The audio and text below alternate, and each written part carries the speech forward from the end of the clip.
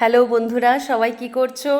তো দেখো, আজকে আমি আমার একটা ফেভারিট মিষ্টিই বলতে পারো পেয়ে গেছি। তো শীত পড়ে গেছে, এটা আমি অনেক ছোটোবেলা খেতাম জানো তো।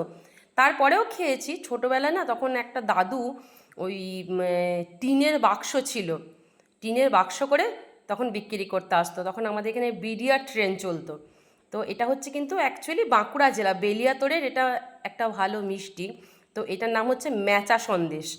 তো আজকে এবারে তো শীত পড়ে গেছে, তো আজকে তোমার দাদা শিবকে আনার সময় এই ম্যাচা সন্দেশ পেয়েছে। তো দেখো, জানে যে আমি খেতে ভালোবাসি, তো আমার জন্য কিন্তু ম্যাচা সন্দেশ আজকে নিয়ে এসেছে। তো তোমরা কে কে এই মিষ্টির সাথে পরিচিত আছো? অনেকেই হয়তো থাকবে। দেখো, এই মিষ্টিটা কিন্তু ভীষণ ভালো খেতে, জানো তো। এই দেখো, এই যে এরকম থাকে উপরের দিকটা, তলার দিকটা এই যে এরকম। এটা খুব ভালো মিষ্টি। তো চলো, আমি আজকে রাখি, আগে একটা ম্যাচা সন্দেশ খেয়ে দেখি, অনেক দিন পর খাচ্ছি।